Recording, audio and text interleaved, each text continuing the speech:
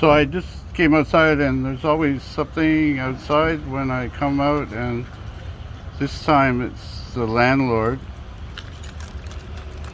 He just shows up when he feels like it, and then I have to like stop everything in my life and talk to him.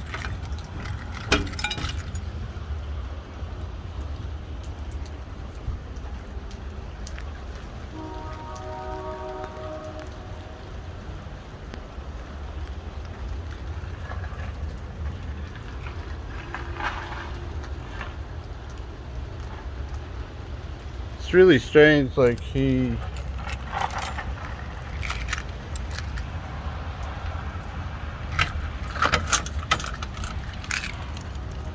has meetings here, strange, like with strange people.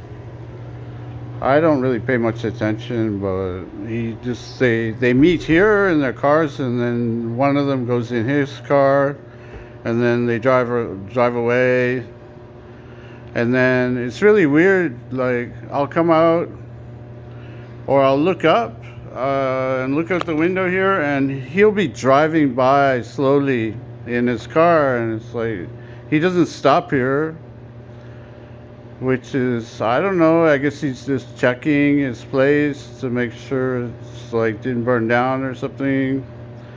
I don't know what he does. He drives around all the time, and he's always on his phone talking to somebody, and he's very rude because he will not like give up the phone to talk to you.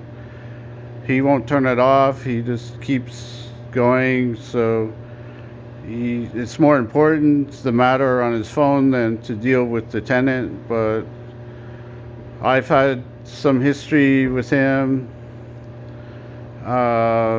At the beginning, we were supposed to be partners in the business, and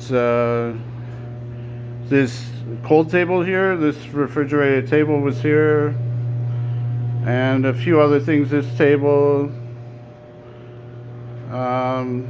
few things, the sink, stuff like that. But I've added all the other stuff, deep fryer tables, cooking stuff, utensils, microwave. But the deal in the beginning was that he supplied the place and the existing equipment, and I would supply my labor and invest some money to get the place open. Then we'd be like partners. But in the agreement, it said that the equipment had to be in working condition. So when I plugged this table in, it wasn't working. So no, it seemed to be working when I first plugged it in, but then I found out that the compressor actually didn't work. So I hired a refrigeration guy. It's the same guy installed the walk-in cooler here and the compressor for the cooler outside. And he came and he checked the table, and he had to replace the coil and the condenser. Sorry, the condenser and the compressor, I think. So with parts and labor and everything, it came to like $2,500. So I went back to Mahmoud and I said that I have the bill for the repairs for the table. What would you like to do about it? And he said, well, pay it. And I said, well, it's your responsibility because you agreed that the equipment would be in working order, and it's not. So you need to pay that part. I'm paying for many things to open. We invested almost $50,000, $40,000, and You know, I figure it's only fair. He paid the $2,500 for the repair for the equipment, and you know, we have since put in this freezer and, you know, and invested a lot inside. But anyways, he blew me off. He acted as though I didn't exist, and he was sitting in the parking lot with his cousin or nephew or something, and his nephew started to give me some attitude, right? And I kind of got a little upset, and I said, no, seriously, Mahmoud, you need to pay for this because it's in our agreement. And you lied to me in the beginning. You told me it'd only take a couple weeks to open the place. You knew that was a lie because the city came and inspected. And these walls here with the ceiling wasn't installed properly, so, and it wasn't approved by the city. So they came and they said, no, you have to rip out all these walls and put them right through to the underside of the top floor, not the underside of this drywall that's here as a ceiling. So that was like really shocking for me, because I was like, my God, I've invested money here, and now the city's saying that we have to rip the walls out and redo them. So I was like, wow, I'm gonna lose my money. So anyways, I said, I need you to pay for the table repairs, and I need that money back. And he blew me off. He lied, said, tomorrow I'm coming to talk to you. And with this guy, it's always tomorrow. We've been trying to get a lease out of him for over a year, and he just like blows me off like I'm a piece of garbage to him. And he just lies to us. He lied to my wife, and he always says, tomorrow I'm coming. And I said, I don't want you to come here, because there's no point to come here, because whatever comes out of your mouth isn't true. So I don't want to hear your lies anymore. I just want the lease. So anyways, back to the beginning of the story, he would refuse to pay for the table. So I said to him, well, that's no good. And I got kind of upset, which is, you know, one of my downfalls in life, I guess. Somebody called me a hothead once, said you're a hothead. And so I just get upset, I guess, for, you know, they say don't sweat the small stuff, right? But sometimes I do, I guess. But it's just irritating to be lied to, you know, and deceived, you know, lied to, tricked. You know, it was like he wanted me to invest the money here and then, you know, run away and give up, and then he would just find somebody else to do it, and then he'd have the place to himself, right? But these guys are tricky, and there's a number of things that upset me. Like, I was approached by another guy who said this was his place, supposed to be his place, and Mahmoud and him had a deal. And I was like, no, I'm sorry, I have a deal with Mahmoud, it's in writing. And he signed it, so I had it in writing. And he refused to pay for this table. And it went back and forth, so finally I got upset, and I was yelling at him how important it was for him to, you know, meet his end of the agreement. And his nephew got out of the car, and then he became very aggressive, and he was telling me that they could have me out of here like that, like snapped of their fingers. And I said, go ahead and try. I said, do your best, go for it. I said, your uncle or whoever the fuck he is, he's a fucking snake. He lied to me, that's all he fucking does, and I'm tired about it. I've been here trying to invest in this for a year and get it open, and he he just Mr. Tricky. So finally, we had a big confrontation, and I said to him, look, I said, I don't want to be your partner anymore because you lied to me and you deceived me and you don't pay your end of the deal. And now I'm being approached by people that did work on the place, like the windows and doors and everything, and they weren't paid. And then I was receiving calls from the engineer that had to do the plans, to redo the plans so that they could get the walls approved. And it's all like crooks, these people, because the engineer, I don't know how he redid the plans, but he did it so that we didn't have to actually redo the walls. So I don't know, it's crooked stuff. But I just said, okay, I'm not going to give up. I need to do something here. I need this. So I was desperate. The government had pushed me down so far when I got back here that I was like depressed. I was trapped in my apartment and I was depressed and I just needed something to do. So anyways, we had this big fight. And he threatened me. He said, you're dead. He said to me. And anyways, I've been threatened so many times that way. I just like, whatever. If you're going to kill me, but don't torture me.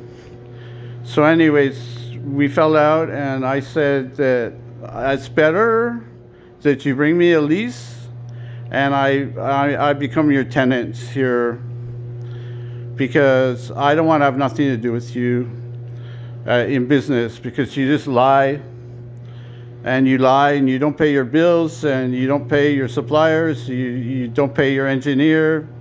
You're a shyster, you're a scam artist. So and a slumlord. When I arrived here, he had like drug addicts living upstairs. He had each room rented out to like heroin addicts, and the place was really run down.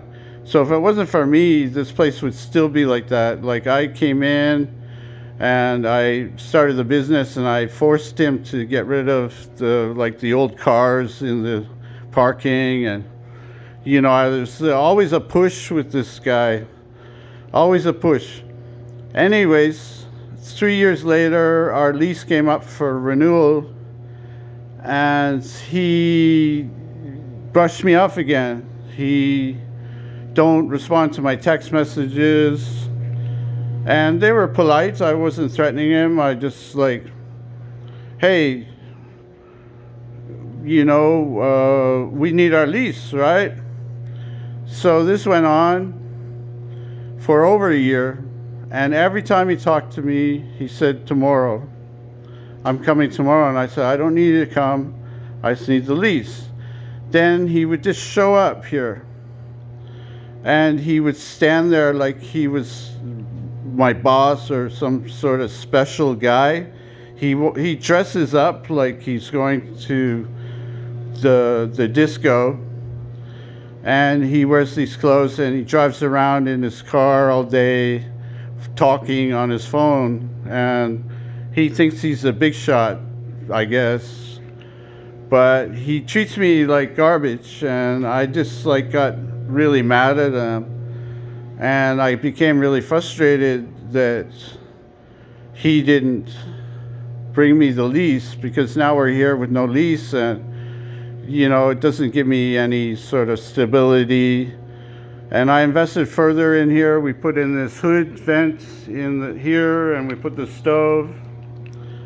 And so we're invested here. We've got a lot of money tied up here. Like for me, like maybe for some people it's peanuts, but for my wife and myself, it's everything we had. So we invested money from the business back in the business, which is a good thing. So now, oh no, I wanted to say what happened, but so I don't know why, but like, I always somehow, it's my fault, I guess, because I just need to look at the whole situation better before I get involved somewhere. But I was kind of desperate. So anyways, I was pushing him for the lease, and he wouldn't respond to me. Like a simple text message. I sent him, well, how about the lease? And then no response. And like, this went on and on and on. And I was pleading with him because we went to the bank and we were going to start a freeze drying business. These are some of the freeze dried foods that we were making here. And we also have some frozen meats that we were doing, Mexican meats, and we wanted to start a side business to do these packaged products. Here's the freeze dryer here we invested in. So that's the freeze dryer. So anyways, we went to the bank, and the bank told us that we need to see this, and this for you to get a loan to start the freeze drying business, because the freeze dryer we wanted was a lot of money, and they want to see that you have done all your due diligence and have a lease on the property and everything, like a place to put the machine, how long's the lease, is because they don't want to loan you money and then the landlord comes along and kicks you out or jacks up the rent. So I said this to him in many text messages, and it again became very frustrating because he just blew me off. He didn't respond to my messages, and then like, it was weird because I'd see him driving by, and I'm like, well, there he is. He's got time to drive around, Mr. Big Shot. And why can't he just bring me my lease? So I started to get really angry, and I was really frustrated. And I really need to control my anger. But he came back to me, and he walked in one day, and he pulled up the sleeve of his shirt. And he showed me that he had an IV in his arm. They put an IV or something in his arm. And he showed me, and he says, all you care about is your lease. He says, look at me. And I'm like, what do you mean? And he said, I just came from the hospital. I had a heart attack, he says. And I was like, wow, really? Oh my God, that's terrible. But he had a lot of opportunity before that happened to bring us our lease, and just the lying and everything. So he had this heart attack, so now I wasn't going to get the lease because obviously he wasn't well. So again, this went on. I offered my friendly advice to him because I used to drink and smoke cigarettes, and they damage your heart, they damage your lungs, your brain, everything. And he smokes, and I said to him, I said, dude, like, you really got to quit smoking. And I was being like kind, I show empathy to his heart attack, and I offer him advice. Like I said, you can take certain things like resveratrol for your heart, and things like this. And then I showed him the bottle of the resveratrol that I take. It was a brand new bottle. It's like $45, and I showed it to him. Anyways, he was looking at it in his hands, and then he just took it. And I was like, well, I wasn't giving it to you, but I guess after all the stress you put us through here, I'm not going to give you gifts. But anyways, he took the resveratrol. So then he left, and time went by, and a full year went by of me pleading with him that we want to get this bank loan and we need the lease. We want to expand our operation. We were going to take over the unit next door, which was empty, and we were going to install the machine next door for the freeze drying. And he just refused to answer my text messages like I'm nothing. And so again, the frustration started to build in me, and the anger and everything. And I don't know, I need to really control myself and just realize that I gotta stay away from people like this in my life. That's the lesson. But I was getting really angry because the bank was like waiting, and I wanted to really get started on the freeze drying. I really believe in it. These are some of the products we were sampling here. This is some beef, and that's some potatoes, and some dessert we made, some pudding. And that's all a container there, beef back there. And then behind that is some chicken fajitas. And then we also freeze-dried guacamole. And then I bought a printer, and I started making my own labels because I wanted to make sample products like this. This one's like guacamole, and it's one of the best products because all you do is add cold water to it, and it's amazing. It reconstitutes, and it tastes just like the guacamole that I freeze-dried originally. It's really amazing. Anyways, I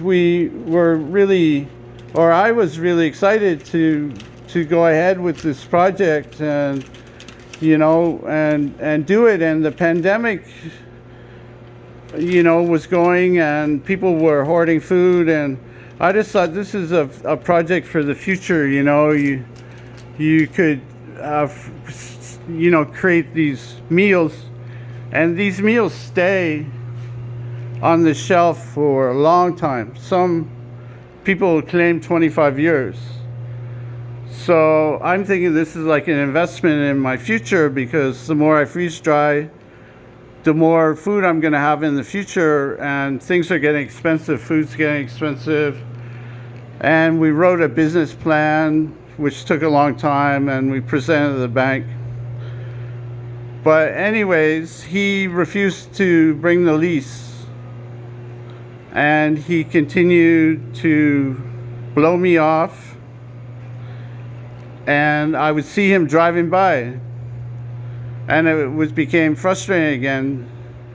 So I got really angry, and I was really frustrated. And anyways, it was raining outside a lot, and then it started really raining hard, and I was having a lot of emotions because I was working on my book and revisiting all the horrific torture I received, the mental torture, and I was writing the book, so I was having a lot of emotions. Anyways, the floods came in the Fraser Valley, and it was like the worst flooding in the history of BC, I believe. And the road was damaged. There was mudslides. A few people died. The rail was cut. The main shipping highway was cut. And he, by coincidence, was on his way back. He owns a motel up north, and he was on his way back to town when the road got cut, and he was trapped on the highway. And a lot of people got trapped on the highway, and it was all just really bizarre, like he just continued to frustrate me, and then these things continued to happen to him. And he came here after he got rescued from the highway. He came here And I was talking to him like he talks like really nice to you, and he's always smiling, and it's like he want to be your friend. And but that's what they do, you know. They're like scam artists, right? They're like Mr. Nice Guy, but they're trying to figure out some way to fuck you. So he says to me, you know, it's incredible. We were stuck on the highway for 2 nights, and you know, I was questioning that. I was like, "Are you telling me the truth? Because I don't believe." No, no, it really happened. And I said, "Well, you know, maybe you should be more nice to me." And he said, "Oh, is that why these things happen?" And I said, "Well, I don't know, but maybe you should just be more nice to me." And it was left like that. So anyways, we finally got our lease yesterday. And the computer's not on here, so I can't show it, but he's like doubling the rent on the pizza shop. He's doubled the rent, and he's increased the rent upstairs by 30%, and it's residential. I don't think you can do that, to be honest with you. I think you can only raise it like 5%. But we didn't have a lease upstairs, so, and it's our home, so I figured, well, I'll pay him whatever he wants for upstairs because we don't want to be homeless. And I pushed back on the lease. I said, you know, I can't pay that amount. How can you just justify doubling our rent? And anyways, that's where it's at now. But I just came downstairs and he decided to show up here.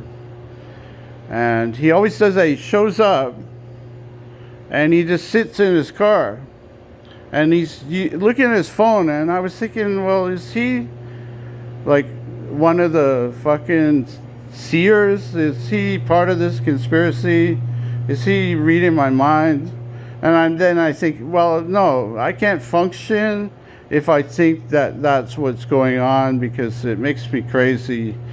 So I just like blow it off and I just go back to what I have to do here. But it's just all too bizarre.